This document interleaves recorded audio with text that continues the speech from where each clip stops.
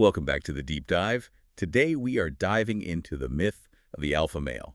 And it's so much more than just a myth at this point, isn't it? It's this whole concept that's just exploded. Right, it's everywhere. It's mutated and spread all across the internet. Totally. It's being used to categorize men in, dating guides, financial advice. Even in corporate life, you hear people talking about alpha energy in the boardroom. And beta behavior. And now there's this new one that's been popping up, the mysterious sigma male.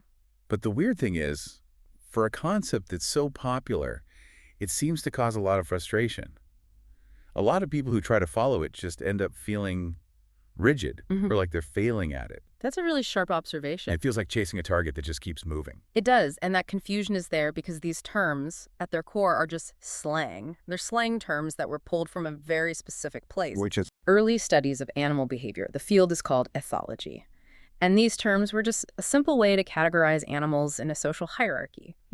Who's top dog, who's the subordinate. a new guy who's outside the system. Exactly. But it's a super rigid, very simple way of looking at the world. So I think that's our mission for today. We're going to take these popular, kind of confusing internet terms, alpha, beta, sigma, and we're going to check them against the actual science. Against history, psychology. Yeah, and see if they hold up. Yeah. The goal is to find the reality that's hiding inside the meme. And we probably need to raise a big scientific flag for you, the listener, right at the start. Okay, what is it? The use of these labels to describe human beings are social dynamics. It's been widely criticized by scientists. So if you're out there using these words seriously to describe people, You're likely starting from a fundamentally flawed premise. That's not an opinion, that's just where the science is at. okay, so let's unpack all of this. We're going to get into the really surprising truth of where these ideas came from. And why they're basically scientifically obsolete. I mean, the very researcher who coined the term alpha wolf later apologized and told everyone to stop using it. No way. Seriously. And then after we cover that, we'll get into what modern psychology actually says about climbing the social ladder, about respect, and about attraction. All right, so let's start at the beginning. You mentioned a blunder with wolves. To understand this modern obsession with the alpha male, we absolutely have to go back in time to the laboratory, because this whole thing began with what you can only call the wolf blunder. So before the 1990s, these terms, alpha and beta, they were pretty much just used by scientists studying animals, right? Almost exclusively. It was scientific jargon. When you're studying a herd of deer or a flock of birds, you need a shorthand to describe the pecking order. Who eats first, who gets the best spot to sleep, that kind of Exactly. Who gets the best territory? Who has mating privileges? The alpha was the one with priority access. And the beta was Yeah, just out of luck. pretty much. If you were a data animal, you were subordinate. You had to wait to eat. Your chances to breed were slim to none. It seemed simple, it seemed intuitive, and for a while it worked as a basic label for what they were seeing. So when did this jump from the science lab into, pop culture? The big moment was in 1970. A biologist named Dave Mech published his observations on wolves. And his work is really what popularized this idea of the alpha wolf. Okay, what was that idea? What did an alpha wolf look like? It was this image of a super strong, dominant male who had literally fought his way to the top of the pack. He ruled with, ferocity and aggression. He kept everyone else in line. It's the image that's still all over the internet today, the lone, powerful leader. That's the one. And that specific, very simplistic image came from a massive foundational error in the research. What was the error? The original research, not just from Mech, but from earlier guys like Rudolph Schenkel in the 40s, it was all based on wolves that were studied in captivity. Not out in the wild. Not in the wild. They were in zoos, in enclosures. And that changes absolutely everything. Okay, let's use an analogy here because that distinction feels really important. Why does studying them in captivity matter so much? It's crucial. Okay, so imagine you're a scientist and you want to study human social dynamics. Right. But instead of watching people in their normal lives, at school, at work, with their families, you do something different. You go out, you grab a bunch of total strangers from different cities, different backgrounds. People who have never met. Never met. And you lock them all together in a confined space. Let's say a high school cafeteria. Okay, I'm with you. A bunch of random, stressed out people in a cafeteria. And then you throw one small pizza on a table in the middle of the room, and that's all the food they're getting. Oh, it's going to be bad. It's going to be a fight. Right. People will use whatever they have, their size, a loud voice, aggression, to create a quick, brutal hierarchy to get that pizza. Someone shoves their way to the front, grabs the best slice, and becomes the temporary alpha just by being the most aggressive. That's it. That is exactly the behavior they saw in those captive wolves. They were unrelated adults, snatched from different families, and then forced together in this artificial high-stress cage with limited food. So that constant fighting for status wasn't natural wolf behavior. Not at all. It was an artifact. It was a reaction to their unnatural environment. It's how stressed, unrelated animals act when they're trapped together. The researchers saw this intense competition, and they just labeled the most aggressive one the alpha. So the entire idea of the alpha wolf, the big bad wolf who rules through intimidation, was basically invented because scientists were watching animal prison riots. That is a perfect way to put it. They weren't seeing a natural pack. They were seeing a deeply unnatural reaction to confinement and scarcity. Wow. So what happened when they finally studied them in the wild? This is where the story gets really interesting, because the same scientist who popularized the term, Dave Mech, spent the rest of his career trying to fix his own mistake. Yeah, starting in the mid-1980s, he began a long-term study of wild wolves on Ellesmere Island in Canada. These were wolves who were used to human presence, so he could observe them naturally. And what did he find? He found that everything about the alpha model was wrong. A natural wolf pack is not a rigid hierarchy built on fighting. It's a family. A family. A family. The so-called leaders of a wild wolf pack aren't the biggest, toughest fighters. They're simply the breeding pair. They're the parents. Their mom and dad. Their mom and dad. The rest of the pack are their offspring from various years. The younger wolves naturally follow their parents. The whole structure is familial, not dictatorial. So they lead not by, beating up their kids, but by just being the parents. They decide where the pack goes, where they hunt. Exactly. Their authority comes from being the primary providers and protectors. They're the elders, not the bullies. That is a completely different picture. It completely shatters the myth, and Mech realized this. He realized that calling the parents alpha was deeply misleading. So by 1999, he published an article where he basically begged other scientists to stop using the term. He said to just throw it out. He said we should use accurate, descriptive terms like breeding male and breeding female, or even simpler, pack parents. And that was in 1999. That's over 2 decades ago. I know. And yet, the myth is stronger than ever today, and that really shows you something powerful, doesn't it? It shows how a simple, catchy idea can get stuck in popular culture, even after the science has completely moved on. Even after the original researcher says, hey, everyone, I was wrong. Especially then, there was this huge scientific lag. Mech basically went on a public apology tour for his own best-selling book, but it was too late. The idea of the alpha had escaped the lab. And people just liked the idea. People loved it. It's a simple, powerful story that you can be the top dog just through sheer force of will. It's a modern myth. It doesn't matter if it's true for wolves, and as we'll see, it's definitely not true for humans. Okay, that sets the stage perfectly. So the animal model is, for lack of a better word, garbage. Total garbage. So let's move on from wolves.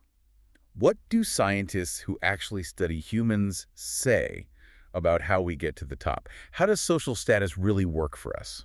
Right, so when scientists look at human interaction, they find the whole alpha-beta model to be almost comically simplistic. Because we're more complicated than that. Infinitely more complicated. We have so many more ways to gain status than just being the loudest person in the room.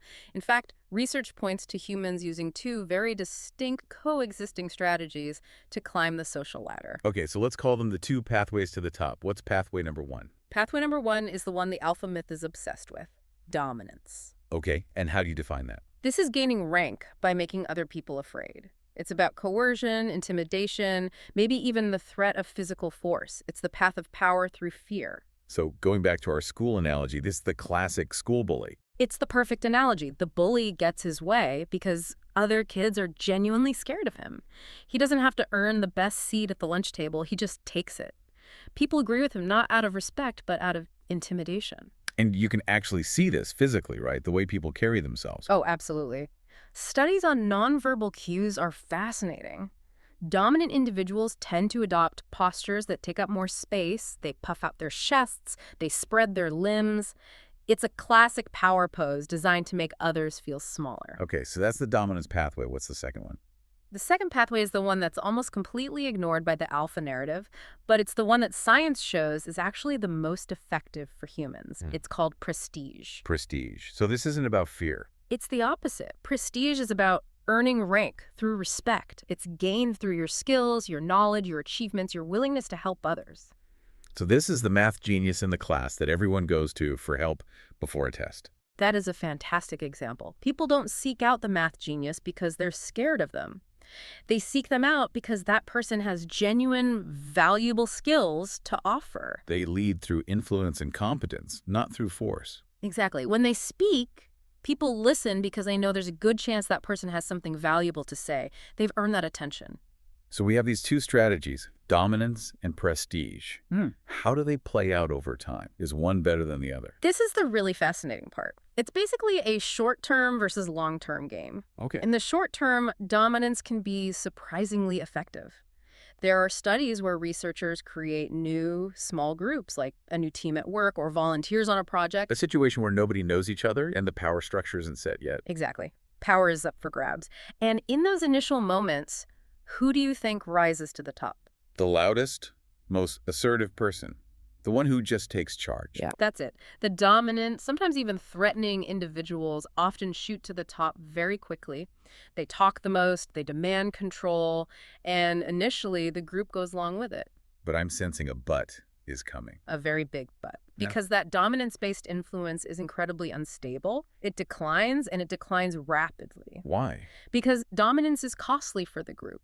The dominant leader might hoard information to keep their power. They create resentment. They burn people out. Being led by fear is exhausting and inefficient. And the research backs this up. Powerfully. In one study that followed these small groups, the initial influence of the dominant leader basically vanished within about 4 weeks. 4 weeks, that's it. That's it. Even if the group was still kind of scared of the person, their actual influence on decisions, on morale, on the success of the project, it was gone. People just started working around them. So what about prestige? How does that work over time? Prestige is the opposite. Prestige is the only viable path to stable long-term influence. Because it's based on respect, not fear. Precisely. The prestigious leader, the one who provides real value, the one whose success helps the whole group. They generate trust and loyalty. People want to follow them. They aren't being forced. So the bully might get the best seat on the first day of school. But by the end of the month, no one is listening to him anymore. They're all gathered around the kid who actually knows how to solve the problem, the one who shares their notes and helps everyone else succeed. It's amazing how simple that sounds, yet how completely it gets ignored by the alpha male narrative. It's wild. And what's even wilder is that we seem to understand this distinction from a very, very young age. There's research with infants. We're talking babies as young as 21 months old. Not even 2 years old. And they can already tell the difference between a leader who rules by fear and one who rules by respect. How on earth do you test that with a baby? With puppet shows. The researchers show the babies little puppet interactions. In one show, a big puppet gets what it wants by just shoving a smaller puppet out of the way. Pure dominance. In the second show, a puppet leader gets compliance because the other puppets willingly move aside for them. It's a show of deference and respect. Prestige. And the babies react differently. They do. They measure it by looking at how long the babies stare at the outcome. They find that babies aren't surprised when the big, dominant puppet gets its way. They kind of expect brute force to work. Right. But they stare for much longer. They show surprise and process it more when they see the prestigious leader succeed. It indicates that they are already forming expectations about what makes a legitimate leader, and it's more than just being the biggest. So our brains are basically hardwired from infancy to prefer prestige over dominance. It seems that way. So if your goal is genuine long-term success and influence, relying on the classic alpha stereotype of fear and coercion is a strategy with a really, really short shelf life. That makes perfect sense. The whole model was flawed from the start. But that brings us to maybe the most persistent part of the myth. Ah, yes. The idea that dominance is just inherently sexy. Exactly. The claim that this is what women are hardwired to find attractive. Let's get into that. Right. This is the absolute central pillar of the whole manosphere narrative. The idea that women secretly, or not so secretly, desire aggressive, dominant alpha males. And what does the science say? The science says that's just not true. Experts consistently criticize this idea as not only being stereotypical and misogynistic, but most importantly, it's just completely unsupported by the actual research into human attraction. So you're saying pure aggressive dominance, actually, Mm-hmm. pushes potential partners away in the long run. That's exactly what the data suggests. It completely flies in the face of what the online influencers claim. Okay, let's get into the specifics. What studies show this? A classic one we can look at is often called the tennis player study. It's a great example. Researchers gave participants descriptions of men who were all highly skilled tennis players. The skill level was the same. But they changed the personality descriptions. Exactly. That was the key variable. In one version, they described the player, let's call him John, using language tied to pure dominance. Like what? Things like, he refuses to yield, he psychologically dominates his opponents, he uses aggressive body language, all that classic alpha stuff. And how did participants react to that version of John? This is the critical finding. He was rated by some women as being sexually attractive, but, and this is the huge but, he was simultaneously rated as being significantly less likable. And not someone you'd want to date long term. Emphatically not. He was not desired as a spouse or a long-term partner. So there's a disconnect. Mm-hmm. People might see that competitive fire as maybe a little exciting in the short term. A momentary thrill, perhaps. But it's not something you want to build a life with. Another study confirmed this. Just adding the words aggressive or domineering to a description didn't increase attraction. If anything, it decreased it. There had to be something else there. So what is that something else? What personality traits do women actually say they want in a partner? Well, when researchers just gave women a list of traits and asked them to build their ideal date or partner, the results completely rejected the demanding, self-centered alpha stereotype. What were the winning traits? The top-ranked words were things like confident, assertive, easygoing, and sensitive. That's a really interesting mix. Confident and assertive sound kind of alpha, but easygoing and sensitive definitely do not. That's the key. And when they were given a list of personality types, the demanding male was rated at the absolute bottom. In one sample, not a single woman chose the demanding male as desirable. And what about the flip side? What traits were undesirable? Well, it's important to note that traits like shy, quiet, or submissive were also not desired. So it's not about being a doormat. Confidence and assertiveness are absolutely key. But it's assertiveness paired with kindness. Paired with kindness.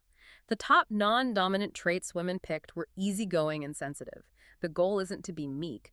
The goal is to be capable and kind. So the research really concludes that the ideal isn't a dominant man, it's a prestigious man. That's the perfect summary. Dominance is often self-serving, it's exploitative.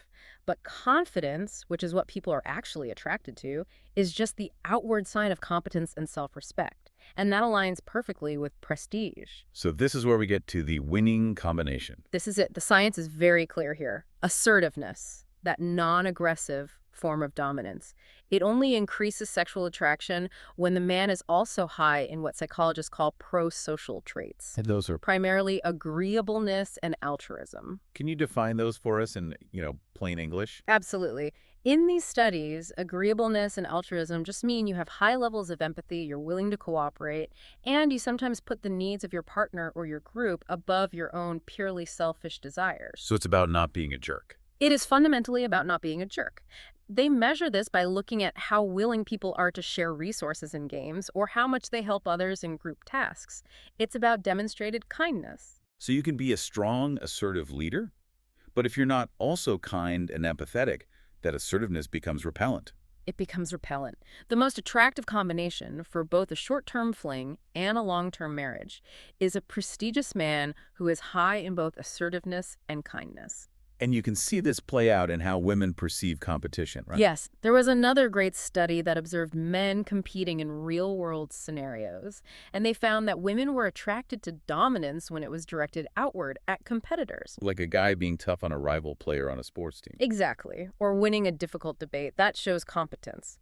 But they were distinctly not attracted to men who use that same aggressive dominance toward their own friends, their allies, or their partners. That makes a ton of evolutionary sense, actually. It makes perfect sense. You're looking for signs that this person will not turn their aggression on you or your future family. A man who is tough with outsiders, but gentle and cooperative with his own inner circle is demonstrating both competence and safety. So to bring it back to high school, it's not just the star quarterback who gets all the attention. No, It's the star quarterback, who is also friendly, easygoing, and kind to his classmates. The two traits have to exist together for that attraction and influence to be stable and long-lasting. It's not a simple alpha label, it's a complex, multidimensional blend. Okay, so despite all this, the scientific correction, the psychological evidence, the fact that the whole thing is based on a mistake about wolves in a cage, Despite all of that, the alpha-beta language is more popular than ever.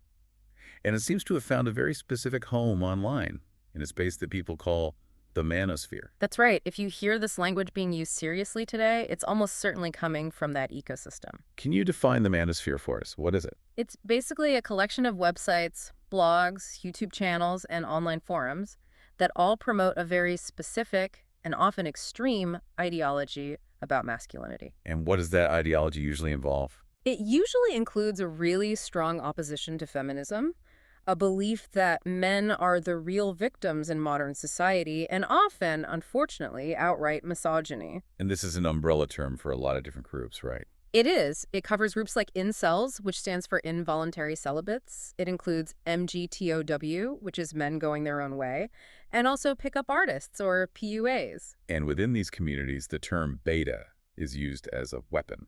Almost entirely as a pejorative. It's an insult. It's a label you slap on any man you see as weak, easily taken advantage of, or too sympathetic to women. They call them white knights. It's interesting how they use it against each other, too. Oh, constantly. It's so contradictory. Different factions of the manosphere will call other factions beta. It just becomes this catch-all insult for anyone who isn't performing masculinity according to their very narrow, very rigid standards. And of course, the internet being the internet, it didn't just stop at alpha and beta. New labels had to be invented. Of course. And the one that got huge traction a few years ago and inspired thousands of memes is the Sigma male. Ah, yes, the Sigma. What's the idea behind that one? The Sigma male is supposed to be a solitary masculine man. The core concept is that he has all the skills and status of an alpha, but he exists outside the social hierarchy. He's the lone wolf. He's too cool for the ladder. Exactly. He's at the top, but he chooses to ignore the game completely and just operate on his own terms. I can see how that would appeal to men who feel like they don't fit in. That's the hook. It allows you to reframe your own social isolation not as a failure, but as a conscious choice, a sign of superiority. They even claim the Sigma is the rarest type of male because it requires you to reject social norms. But who do they hold up as the ideal example of a Sigma? This is where it gets really dark and, frankly, absurd. The most commonly cited example of an ideal Sigma male is Patrick Bateman. From the movie American Psycho. From American Psycho, a fictional character who is a deeply disturbed, materialistic, and violent serial killer. The irony of using a fictional murderer as your role model seems to be lost on them. Completely lost. And it shows you just how detached from reality this whole framework is. And the language gets even darker from there, especially when you look at the specific ideologies about dating, like the concept of alpha fucks, beta bucks. Yeah, often shortened to AFBB. This is a really core tenet for many of these groups. What does it mean? It's built on this belief that women are inherently hypergamous, meaning they're always trying to marry up. The theory states that women have a dual strategy. Okay. They seek out the aggressive, masculine alpha males for sex and excitement, but then they consciously settle for the less attractive, more compliant beta males for financial security. So it's this incredibly cynical view that men are just being used one way or another. It's devastatingly cynical. It claims that women will trap beta in a long-term relationship to exploit him for his money, the bucks, while secretly remaining unfaithful with alphas, the fucks. This is one of those points where we have to pause and do a fact check, because that's a huge claim that drives a lot of resentment. A crucial fact check. The core idea of AFBB, that women are secretly having children with alphas while making betas pay for them, is scientifically baseless. What do the numbers say? Studies on what's called paternity discrepancy show that in Western cultures, the rate is extremely low. It's usually estimated to be somewhere between 1% and 2%. So 98 to 99% of the time, the man raising the child is the biological father. Correct. The widespread infidelity and financial cuckoldry that the AFBB theory describes is a statistical fantasy. It just doesn't happen on that scale. But the belief that it happens is what's so toxic. And that belief fuels even more of this jargon. It does. It leads to terms that have had tragic real-world consequences, like the term beta orbiter. What's a beta orbiter? It's what they call a man who invests time and emotional energy into a friendship with a woman, hoping it will turn into a romantic or sexual relationship, but it never does. He's stuck in the friend zone. The language itself is so dehumanizing, like he's just a planet stuck in her gravity. That's the point. It reframes the whole interaction as a failed transaction.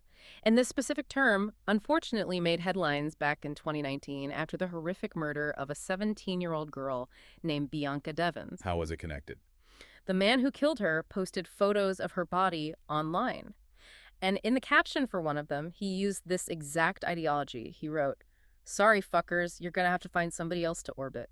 That's horrifying. It shows how this isn't just online talk. It's a worldview that can lead to violence. It can, and it does. And that brings us to the most extreme terms, like the beta uprising or the incel rebellion. And these are what calls to action. They're terms used mostly by incels to talk about getting revenge. Revenge on society, and specifically revenge on the women who they feel have rejected or ignored them. And we've seen the absolute worst-case scenario of this. We have the 2018 van attack in Toronto, Canada that killed 10 people. The man who did it posted on Facebook right before the attack, "The incel rebellion has already begun." Wow. So you can draw a direct line from a debunked study about caged wolves To a pseudoscientific labeling system for men, which then mutates into a philosophical justification for hostility, and in the most extreme cases, ends in real-world terrorism. It's an incredibly dark path. Which brings us to the big final question. Why does it sell so well? Exactly. If it's based on bad science, if it ignores human complexity, and if it leads to such damaging outcomes, why is this myth so powerful? Why does it persist, especially among insecure men?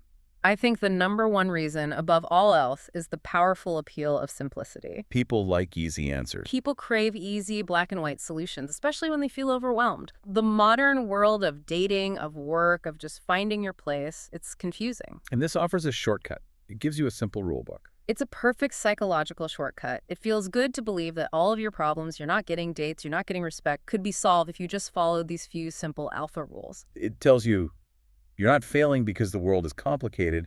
You're failing because you haven't mastered this one simple trick. Exactly. And it sets you off on this quest, which is kind of ironic when you think about it. How so? Because as some critics have pointed out, when you adopt this mindset, you're striving to become something that doesn't actually exist in the way it's defined. You're trying to become a pixie or a rainbow unicorn of masculinity. You're chasing a fantasy that was born in a wolf cage and then perfected on an internet forum. And that desperation, that chase, leads directly to the core commercial reason this all exists, the marketing angle. The grift. The grift.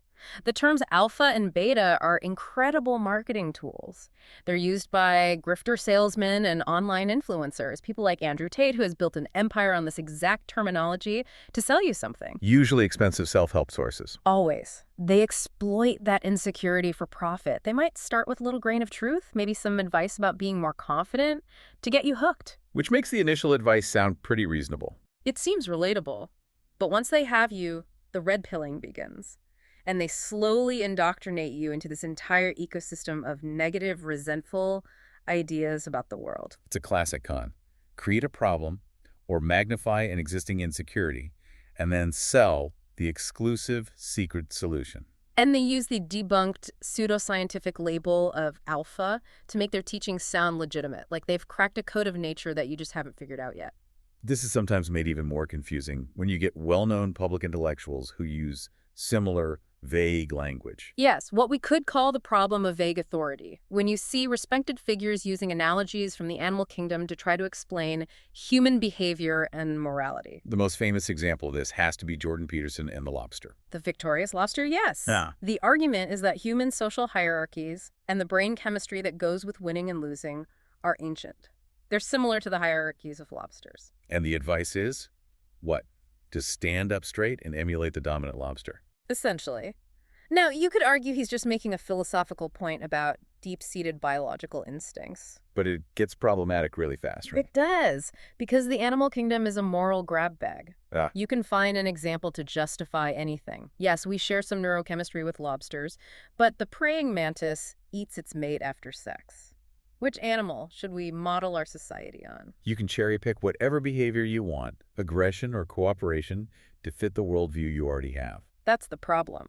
And that vagueness is the key. The language that's often used, words like the dragon of chaos, it basically functions as a Rorschach test. An ink blot test. People see what they want to see. Exactly. Because the terms are so abstract, you can project your own anxieties and desires onto the advice. If you're an angry young man looking for a reason to be aggressive, confronting the dragon of chaos might mean unleashing your hostility on the world. But if you're a different follower, it could mean mastering your own internal self-control. Right. The language is impossible to pin down, so it's impossible to refute.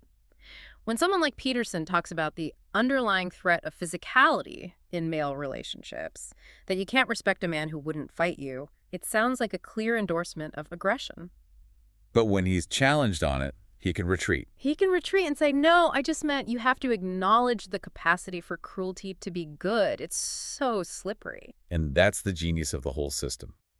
The vague philosophy appeals to people seeking justification, while the simple message for the anxious guy is always, it's your fault for not being alpha, but lucky for you, you can buy my course to fix it. It's designed to keep you in a cycle of self-blame and purchasing solutions. So to synthesize all of this, the core identity of the alpha male, that dominating, demanding, aggressive figure, is shown by all the actual research to be, in the long run, repellent to most people. Trying to cram yourself into that simple, fixed box is ultimately counterproductive. It actually limits your potential to be successful and attractive.